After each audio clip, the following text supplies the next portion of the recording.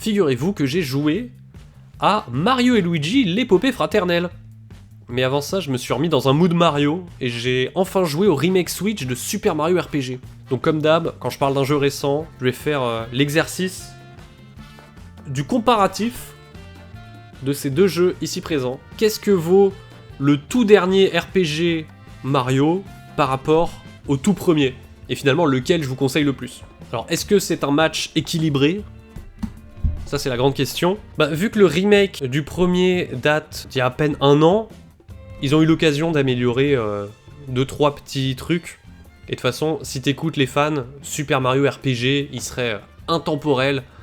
Donc on va voir ce que j'en pense. D'ailleurs, notez qu'au Japon, la série Mario et Luigi, ça s'appelle toujours Mario et Luigi RPG. Donc là, le nouveau qui est sorti, c'est Mario & Luigi RPG Brothership. Je trouve ça intéressant parce que ça légitime encore plus le fait de comparer les deux jeux parce qu'ils partagent un titre assez similaire avec RPG dans le titre, contrairement à, disons, les Paper Mario, dont il sera pas question aujourd'hui. Je sais pas si vous vous souvenez de la vidéo que j'ai faite l'an dernier sur la série Mario et Luigi.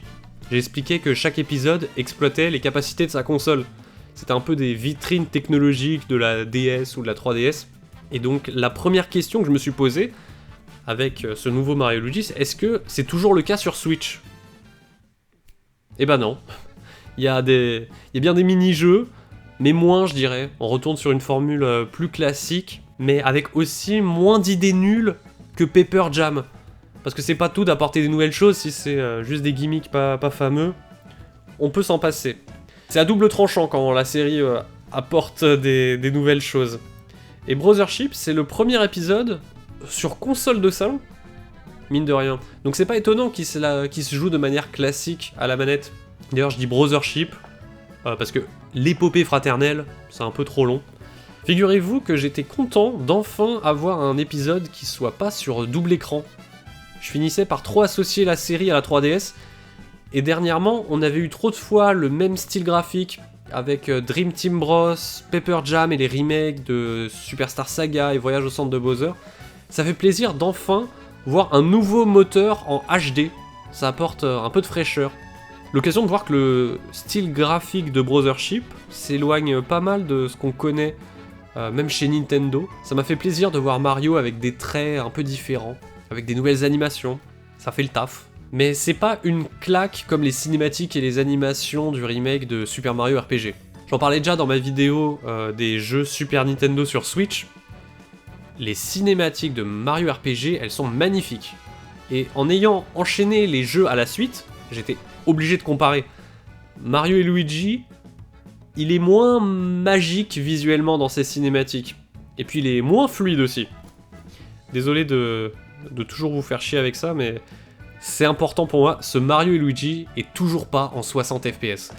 Et c'est dommage parce que sur le remake 3DS du 1, on avait pu voir ce que ça rendait des animations en combat plus fluides, des déplacements, tu vois, c'était beaucoup plus agréable, ça rendait mieux. Et avec une console aussi puissante que la Switch, on aurait été en droit de s'attendre à une fluidité équivalente, mais non. Surtout que les visuels, je les trouve pas si jolis que ça, il a un style à lui, mais le rendu, la présentation, la mise en scène, je trouve que ça fait quand même un peu cheap pour un jeu Mario de fin de vie de la Switch. On dirait une production indé par moment. Le Mario Lapin Crétin de 2017, je le trouve toujours plus beau.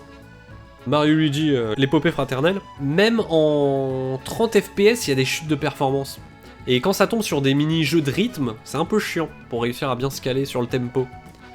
Je sais pas si vous avez fait le défi du marteau rallye, c'est horrible d'essayer de dépasser les 100 points. Mais attention, Super Mario RPG, on a aussi des mini-jeux de rythme complètement nuls.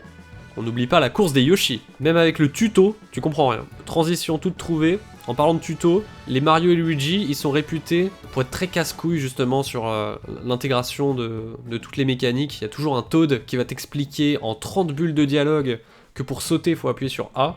Or là, Brothership, objectivement, c'est quand même toujours un peu long. Mais vu qu'ils ont recours à des petites fenêtres de tuto très simples à la place, comme dans les jeux modernes, ça va quand même plus vite qu'avant. Donc j'ai vu l'amélioration, moi qui ai fait tous les épisodes l'an dernier. D'ailleurs je disais dans ma rétrospective que la série se répétait beaucoup, et je voyais pas l'intérêt de faire un nouvel épisode. vu que selon moi, ils étaient déjà à court d'idées. Et je pense que j'avais vu juste, parce que Brothership, c'est un nouveau jeu, mais c'est très similaire à avant. On va quand même parler des quelques trucs qui sentent le frais, parce qu'il y en a. Comme son nom l'indique, t'explores le monde sur un bateau, qui suit des rails, un peu comme Zelda Spirit Tracks.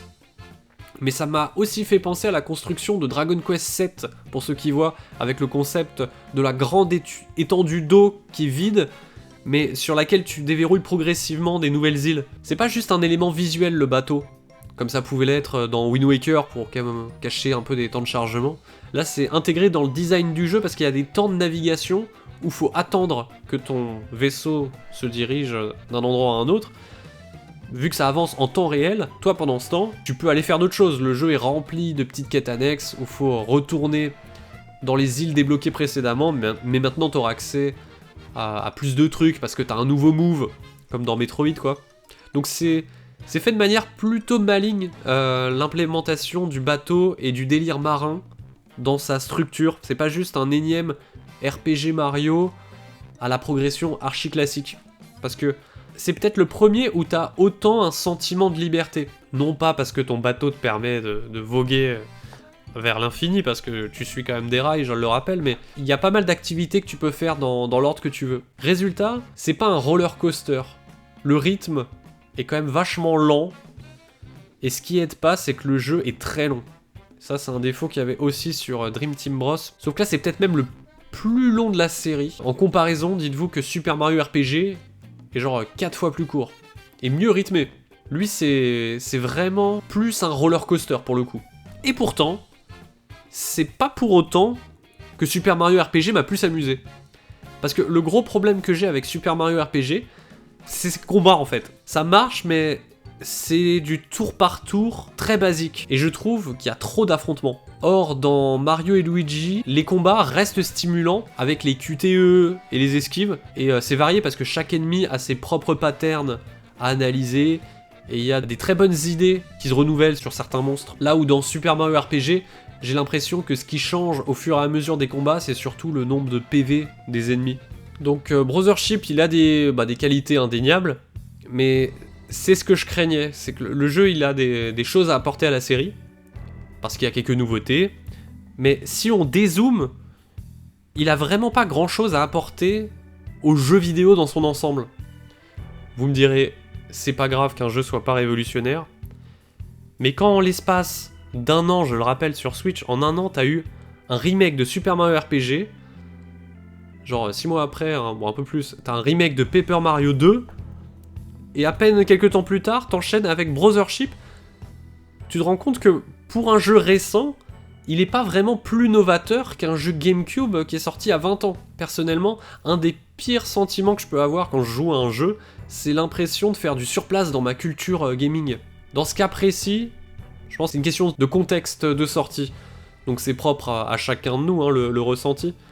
Peut-être que si Brothership il était sorti au milieu de vie de la Wii U, je l'aurais sûrement mieux accueilli, parce qu'il aurait eu moins de concurrence que là, on en est à notre 3e RPG Mario en 12 mois. Aujourd'hui, on a tellement de jeux de malades sur Switch que j'ai plein de troubles de l'attention quand je joue à ce Mario et Luigi. J'ai vraiment envie de faire une pause pour voir autre chose. Et j'arrive pas à savoir si c'est parce qu'il me stimule avec rien de nouveau, ou si c'est juste pas des leviers de design qui fondamentalement m'amusent personnellement encore aujourd'hui.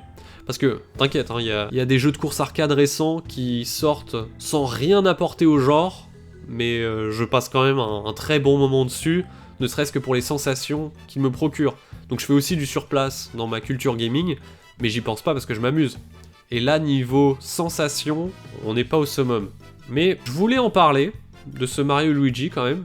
Ça reste une grosse exclue de la fin de vie de la Switch. Donc je me suis forcé à avancer, parce que j'ai souvenir que Dream Team Bros aussi je traînais les pieds au début, mais ça s'améliorait avec le temps, à mesure que des nouvelles choses étaient ajoutées. Et c'est des jeux, les Mario Luigi, qui historiquement cachent bien leur potentiel. Donc je me suis fait violence. Au final, Dream Team Bros, aujourd'hui je considère que c'est peut-être un des meilleurs épisodes de la série. Alors que si j'avais arrêté avant, je serais passé à côté d'une chouette aventure exclue 3DS, qui exploite bien son hardware en plus. Et effectivement, le côté Metroid-like a quelque chose d'addictif quand tu déverrouilles des nouveaux moves pour explorer et combattre. Ça relance l'intérêt régulièrement. Donc après un début longuet, comme d'hab, faut s'accrocher, mais on s'y attache de plus en plus, je trouve. Il arrive à réveiller mon intérêt à mesure qu'il te propose des nouvelles choses ludiques. Et Super Mario RPG, c'est l'inverse.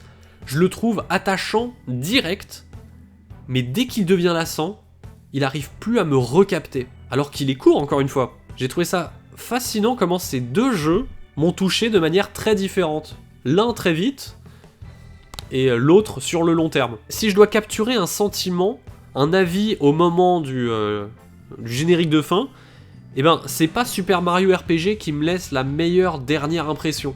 En revanche, si t'es quelqu'un de très désorganisé, qui achète plein de jeux juste pour y jouer 2-3 heures sans jamais en finir aucun, alors là oui, Super Mario RPG est beaucoup plus fun. L'occasion de rappeler que Mario c'est un univers léger et que les RPG normalement ça a tendance à se la jouer un peu sérieux.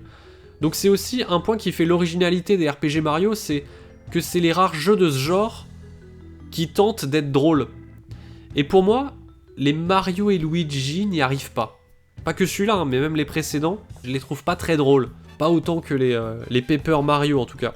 Mais l'épopée fraternelle, il est pas cringe non plus parce il essaye pas tant que ça d'être drôle. Et résultat, les dialogues sont un peu insipides. Surtout que ça lâche le E-word beaucoup trop souvent à mon goût. Des incroyables en veux-tu en voilà, moi ça me fait péter un câble. Et en comparaison, Super Mario RPG a des bien meilleurs dialogues alors qu'il date d'il y a 30 ans quoi. Ce qui fait pas mieux par contre, bah, c'est son level design. Les zones à parcourir dans Super Mario RPG, elles font très jeux vidéo des années 90, avec la masse de combats répétitifs, comme je l'ai dit plus tôt, et plusieurs moments où c'est pas clair ce qu'il faut faire pour avancer. Genre il y a des triggers à déclencher en parlant à un PNJ à l'autre bout de la map, alors que rien ne te l'indique, et donc ça peut être carrément frustrant d'avancer à certains moments. Et ça contraste justement avec le rythme effréné du reste de l'aventure. Brothership, Mario Luigi, là, il y a tous les indicateurs qu'il faut, donc tu seras jamais perdu. Et je me suis surpris à m'y attacher de plus en plus à mesure que je découvrais ces îles. J'ai trouvé les zones plus plaisantes que dans les Mario et Luigi précédents. Que ça soit dans les musiques, les visuels, les plans de caméra justement pour montrer l'île, et les mécanismes à enclencher dedans pour avancer. Chaque île a un petit peu son design. Et la construction des îles, c'est ce que je retiendrai le plus de cet épisode, je pense. Mais attention, je maintiens ce que je disais l'an dernier. Hein. Je trouve que la série Mario Luigi est un peu trop surcotée. C'est des jeux dont je vois les qualités, mais c'est pas une série que j'adore, contrairement à la première ère de Paper Mario. Brothership, c'est un bon jeu de la série, quelque part dans le top 3, faut que j'y réfléchisse plus longuement, j'ai pas encore totalement tranché, et il est à l'image de la série en termes de qualité. Alors si vous vous surprenez que ça soit pas si ouf, c'est que vous devriez peut-être reconfronter vos souvenirs de la DS, parce que c'était pas beaucoup mieux. L'an dernier, quand je disais que c'était pas si exceptionnel comme série, plein de gens m'ont dit que c'était parce que j'avais pas joué dans des bonnes conditions, à les faire à la suite, les uns après les autres. Alors je vous rassure, j'ai pas fait les 5 en 5 semaines, c'était sur le temps long, parfois j'attendais plusieurs mois entre deux jeux, je jouais à d'autres choses, donc pas d'inquiétude, je sais comment ne pas me gâcher le plaisir.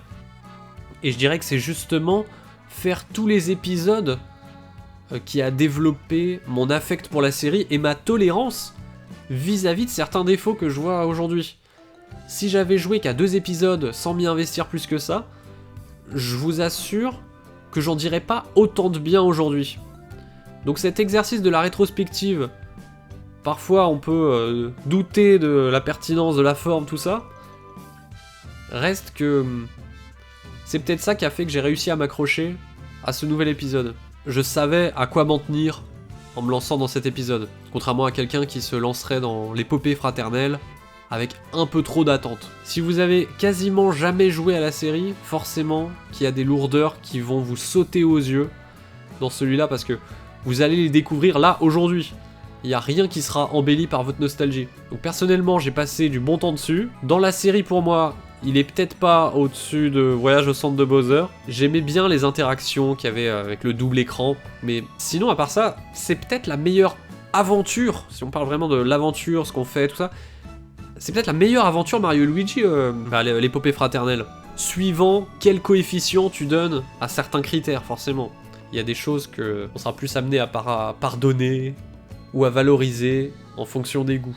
Mais par rapport à Super Mario RPG alors, vu que c'était aussi ça l'angle de l'analyse, bah pour récapituler, les cinématiques, les dialogues, l'histoire, les personnages, le rythme de l'aventure, je mets Super Mario RPG devant, et très clairement.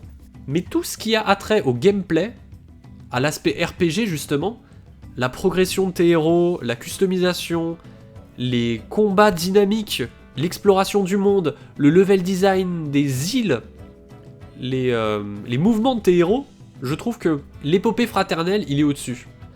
Et donc dans l'ensemble, l'épopée fraternelle, c'est un jeu sur lequel je joue plus, je m'amuse plus. On est sur un RPG, je rappelle, donc si les combats au tour par tour sont pas fameux, c'est une grosse partie de l'intérêt qui s'envole. Et c'est pour ça que Super Mario RPG m'a vite lassé. Déjà à l'époque, quand je l'avais fait, enfin à l'époque de la Super Nintendo Mini, il y a 5 ans j'avais fait le jeu dans sa version SNES, et j'avais fait quasiment le même constat. C'est que c'est trop cool à découvrir, mais à partir d'un moment, alors que le jeu est court, hein, mais les combats me gavent. Et la structure des zones pareil. Et le remake de Super Mario RPG, même s'il améliore plusieurs choses, il reste assez fidèle à ce que m'a fait ressentir l'original. Donc il n'est pas un jeu que j'adore, vous l'avez compris. Et j'ai peut-être un petit biais de contradiction, j'en ai conscience, soyez-en conscients aussi. J'ai l'impression que tout le monde fait les éloges de Super Mario RPG en se paraphrasant mutuellement. Donc quand j'y joue et que je trouve pas ça si ouf, je suis peut-être plus difficile parce que ouais, j'ai envie d'être contestataire, tu vois. Alors que sur Mario et Luigi, vu sa structure, je vois tout de suite venir le fait qu'il va se faire chier dessus. Il peut tomber des mains très facilement dès les premières heures, et c'est pas la première fois que ça arrive dans la série. Et ça m'énerve. C'est comme si les créateurs, ils partaient du principe qu'on allait forcément finir le jeu et voir tout ce qu'ils allaient proposer, et qu'on allait donner notre avis seulement à la fin. Mais non, travaillez le rythme de votre début de jeu. Ce qui dure 40 heures pourrait en durer 20, et ça serait bien plus plaisant. La question de la durée de vie quand t'es adulte, c'est plus un argument. Ça peut devenir un repoussoir. A fortiori pour un jeu Mario. Qui a envie de passer 40 heures juste pour finir un jeu Mario? C'est des jeux que tu approfondis quand tu veux y revenir, mais normalement ça va vite. Mais encore une fois, tout est une question de timing. À une autre époque, ou à un autre âge, en pleine crise hypothétique du secteur, imaginez un monde où il n'y a aucune sortie de jeu vidéo. Peut-être que là, oui, on aimerait un jeu qui est plus lent. Là, c'est pas le cas. Mais je vous ai dit, sur Wii U, il aurait peut-être été mieux accueilli. Et je trouve que justement, il a une similitude de calendrier avec Paper Mario Color Splash, qui, on le rappelle, était le RPG Mario de l'avant-dernière année de la Wii U. Et ben Brothership, c'est pareil, mais sur l'avant-dernière année de la Switch, avant sa remplaçante, c'est marrant. Un peu pareil. Sauf que si on reste dans la comparaison, bah ce Mario et Luigi est bien plus cool, je trouve, que Paper Mario Color Splash. Même si c'est un ressenti personnel. Et c'est ça qui est beau, parce que mine de rien, dans la sphère des RPG Mario, il y a des propositions tellement différentes, entre Mario RPG, Paper Mario, Mario et Luigi, et même les Mario plus The Lapin Crétin, qu'au final, c'est impossible d'avoir un consensus total auprès des joueurs. Et au moins, bah ça donne de la matière à débattre. Pour vous, c'est quoi le meilleur RPG Mario ?